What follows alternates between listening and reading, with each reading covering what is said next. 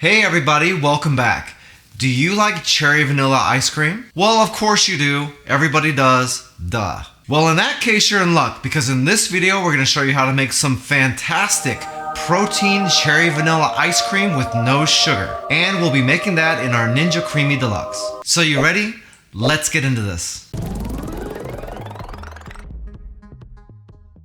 For this recipe, we're going to need some Kroger Carbmaster milk, some vanilla whey protein, egg yolks, some vanilla extract, a little bit of sugarless sweetener. We're using monk fruit sweetener because it's awesome, some no sugar added cherry pie filling, and some sugarless ice cream cones. If you'd like to make this recipe, all the ingredients and measurements are down in the description of the video, along with the calorie count, the protein, the carbs, and the fat.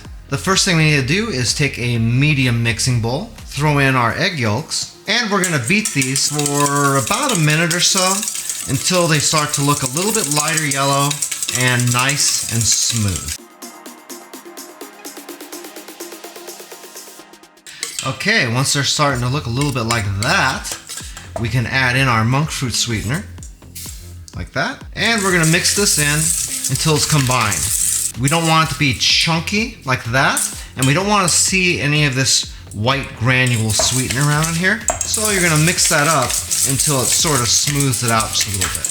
And once it starts looking a little bit like this, we can stir in our milk. So you can pour that in and stir it at the same time.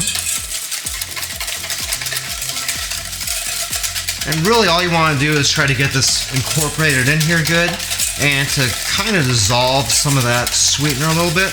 You're not going to get all of it dissolved, so don't worry too much about it. Just make sure you get a nice mix on this. And once you do this, we'll be ready to cook our mix. For this step, we're going to take a medium saucepan, turn the heat up to about a medium to a medium low, and we're going to pour in our mix. The point of heating this up is twofold. First, heating it up a little bit is going to help it dissolve the sweetener a lot better, and it's also going to help the whey protein mix into it as well. Second, we are using raw eggs in this. These days, most eggs are already pasteurized before they get to you, so you don't have to worry too much about bacteria. But there's no real way of really guaranteeing that, and for me, it just feels a lot safer to go ahead and heat it up just to be on the safe side. The temperature we're going to want to get this to is about 165 degrees, so your best bet for that is to use a digital thermometer like this. Once this mix reaches about 110 degrees or so, then we're going to mix in the vanilla extract and the whey protein. After that, we'll continue heating to that 165 I was talking about, all the while stirring this once in a while just to make sure that nothing gets too hot and burns on the bottom of the pan or anything gross like that. Okay, now that we've reached 110 degrees, we can mix in our other ingredients. So we'll take our vanilla extract, pour that in there, and we're going to mix in our whey protein. You don't want to dump the entire thing in here at once. You want to put it in small portions. That way you're going to really minimize the ability for it to clump.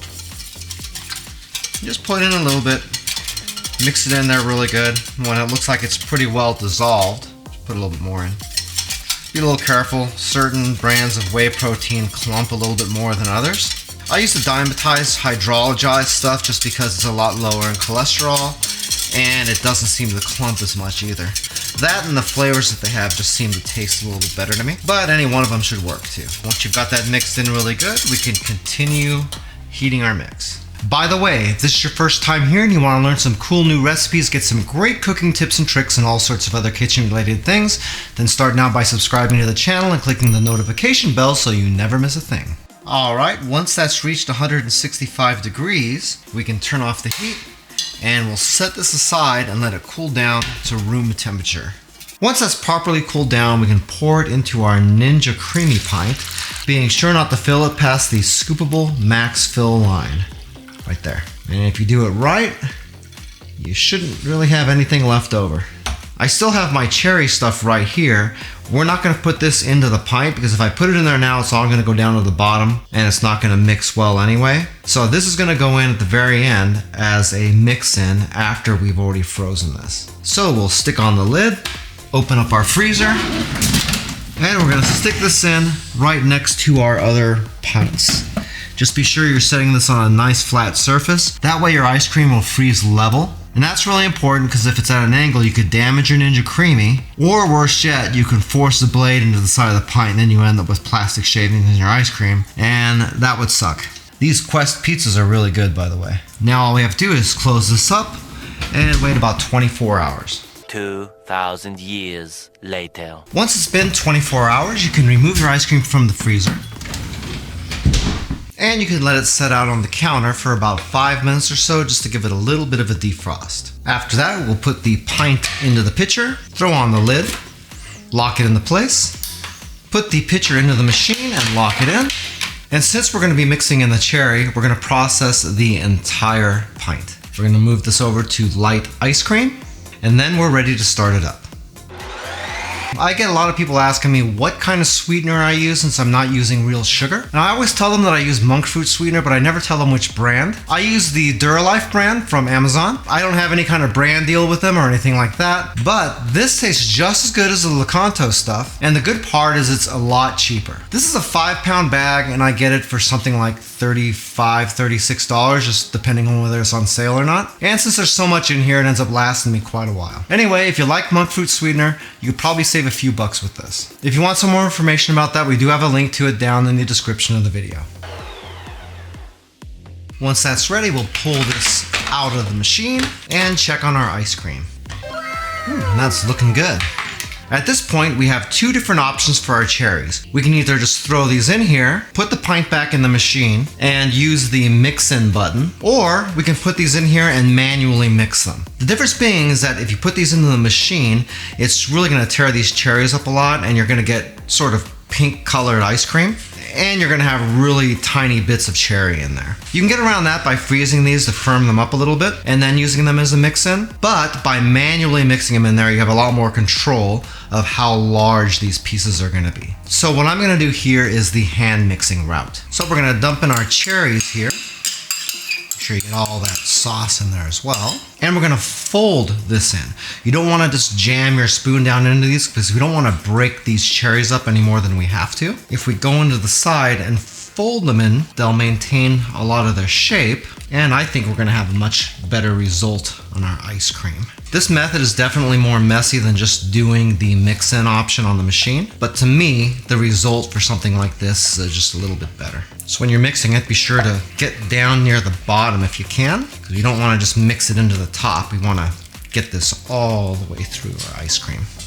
And once you got that mixed in about the way you like it, then we'll be ready to serve.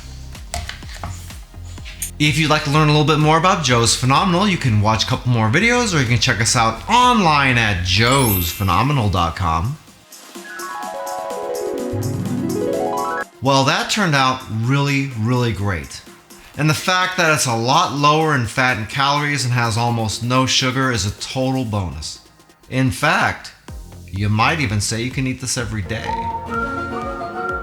If you'd like to learn a little bit more about the Ninja Creami Deluxe that we use in this recipe, we do have an Amazon affiliate link to it down in the description of the video.